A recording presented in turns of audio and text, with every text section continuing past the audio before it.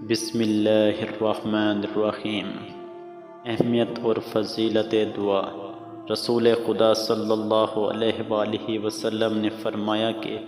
ہر رات جب رات کی آخری تہائی رہ جاتی ہے تو ہمارا رب تبارک و تعالی آسمان دنیا پر اترتا ہے اور فرماتا ہے کہ کون ہے جو مجھ سے دعا کرے تو میں اس کی دعا قبول کروں، کون ہے جو مجھ سے سوال کرے تو میں اسے عطا کروں، اور کون ہے جو مجھ سے بخشش مانگے تو میں اسے بخش دوں۔ رسول خدا صلی اللہ علیہ وآلہ وسلم نے فرمایا کہ خدا تعالی کہ میں اپنے بندے کے گمان کے موافق طرز عمل اختیار کرتا ہوں، اور جب وہ مجھے پکارتا ہے تو میں اس کے ساتھ ہوتا ہوں۔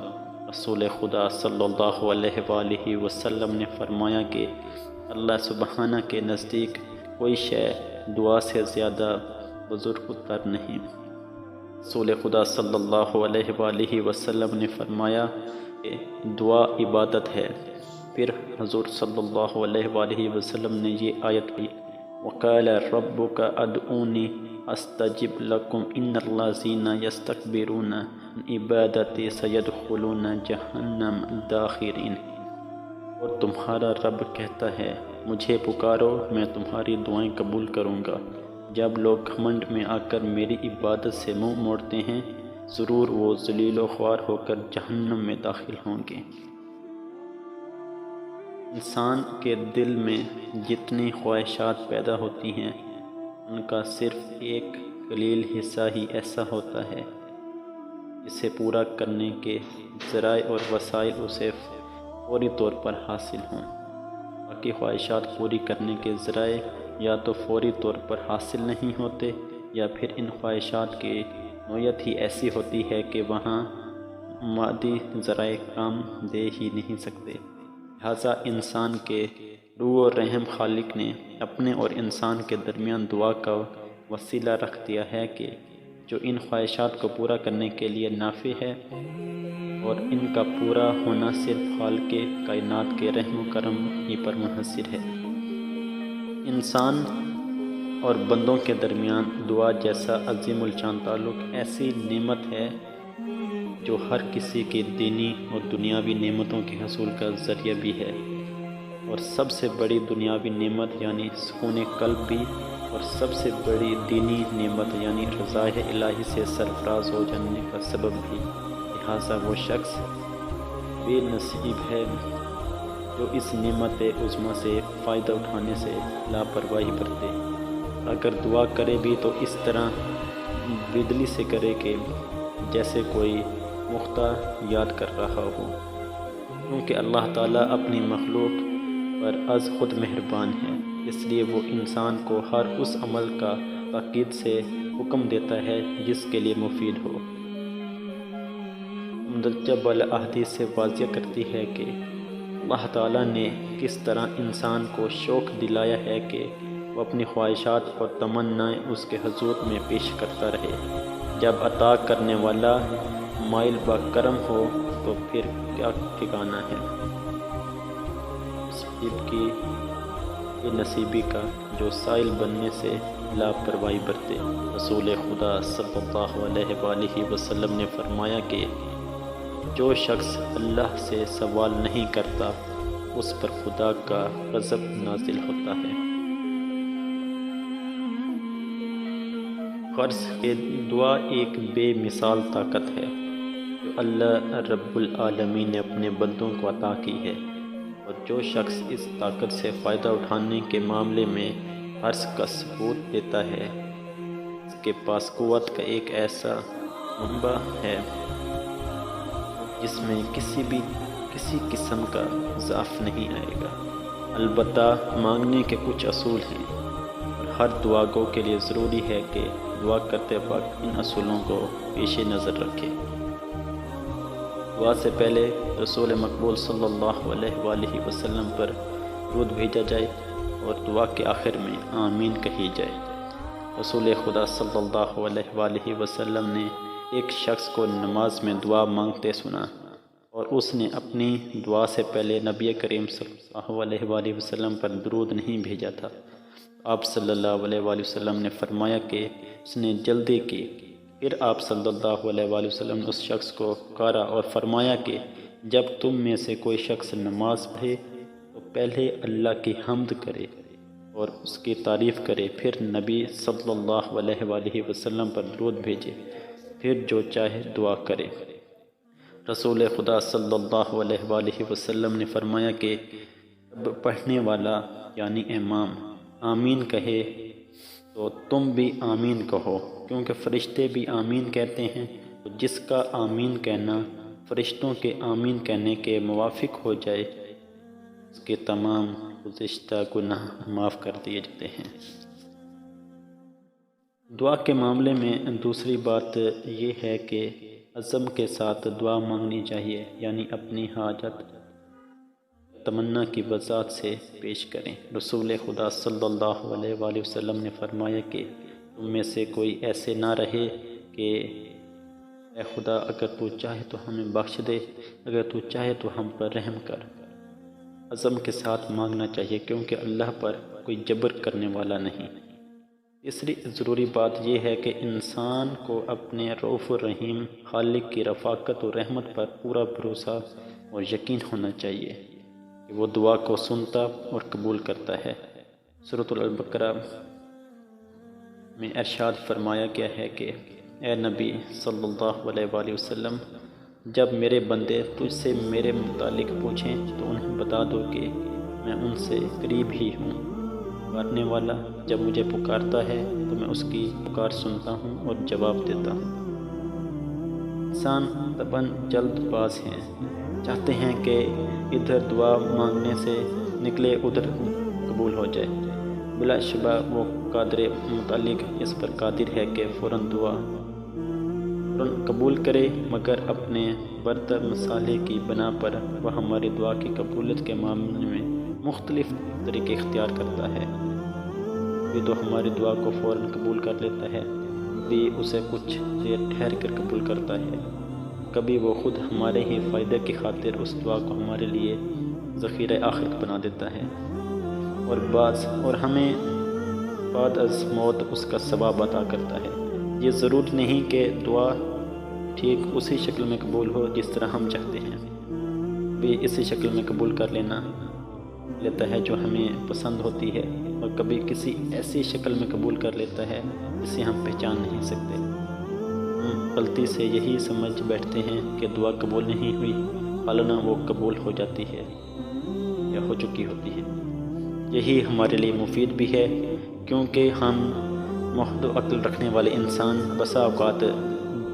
دعا کی قبولیت کی کسی ایسی شکل پر مصر ہوتے ہیں جو انجام کار ہمیں نقصان پہنچانے والی ہوتی ہے۔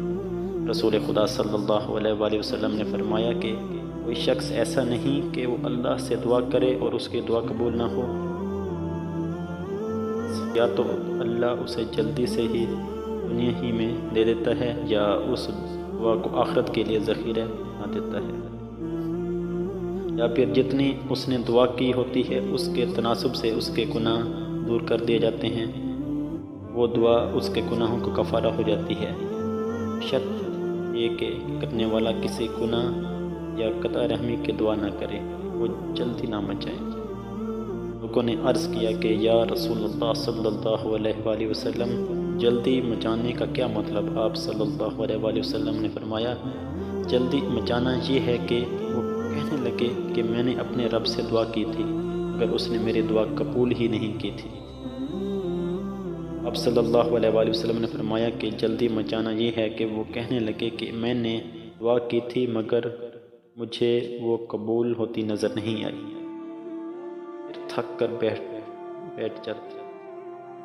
دعا کرنا چھوڑ دے۔ لہٰذا دعا مانگ کر بے صبر نہیں ہونا چاہیے اور اللہ تعالیٰ سے حسن ظن رکھنا چاہیے کہ وہ اپنے بندے کی دعا سنتا اور اسے قبول کرتا ہے، ضرور پورا کرے گا، اور خدا تعالیٰ کی شفقت پر بھروسہ رکھنا چاہیے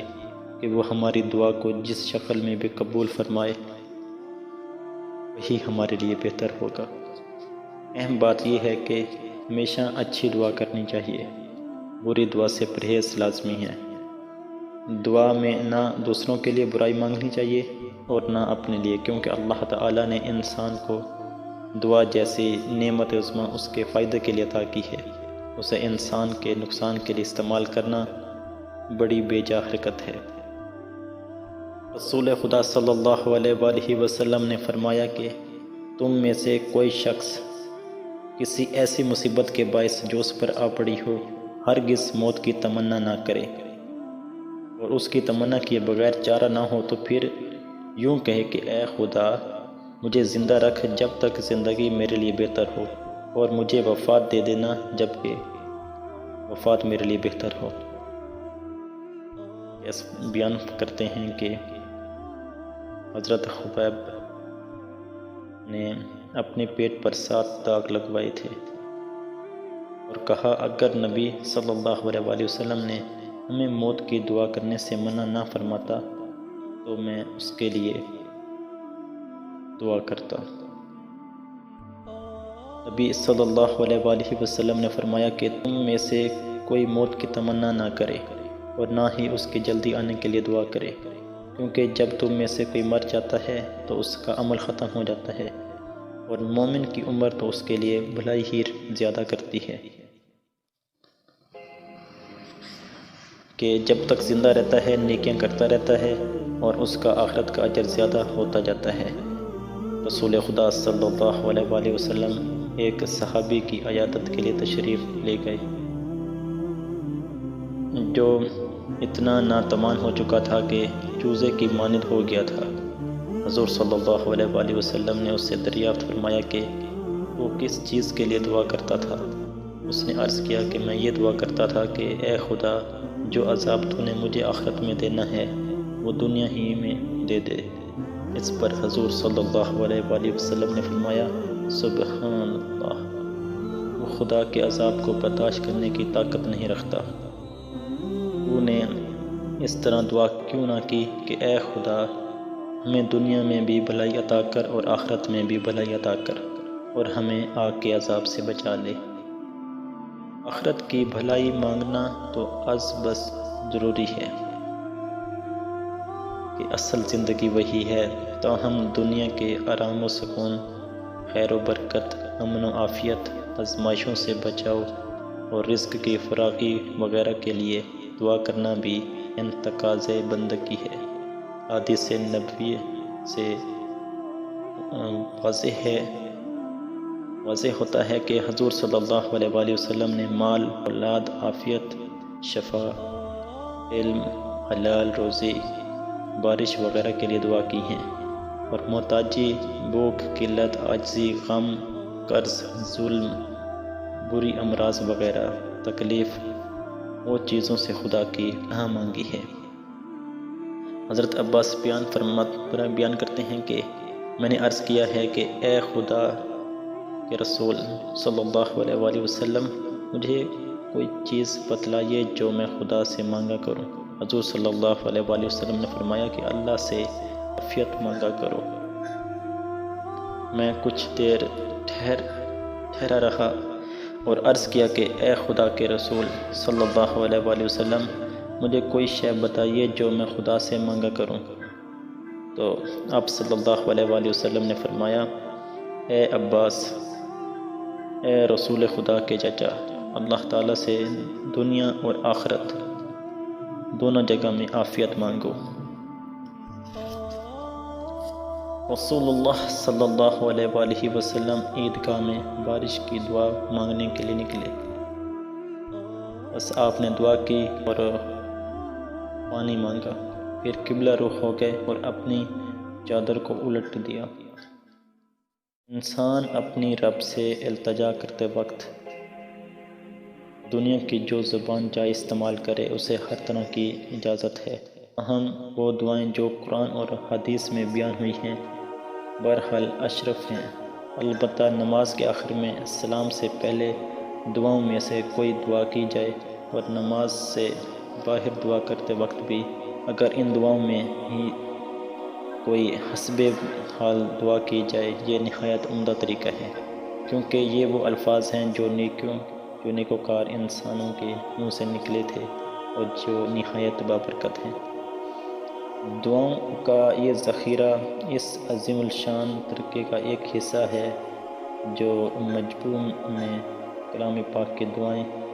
اور احادیث نبی کی دعائیں علیحدہ علیحدہ حصوں میں رکھی گئی ہیں کہ کون کون سی دعا قرآن میں آئی ہے اور کون کون سی حضور صلی اللہ علیہ وآلہ وسلم نے مانگی ہے۔ امید ہے کہ ہر دعا کرنے والے کے دلوں میں اور زیادہ ذوق و شوق اور خوش و خضوع پیدا کرنے کا ذریعہ ثابت ہوگی۔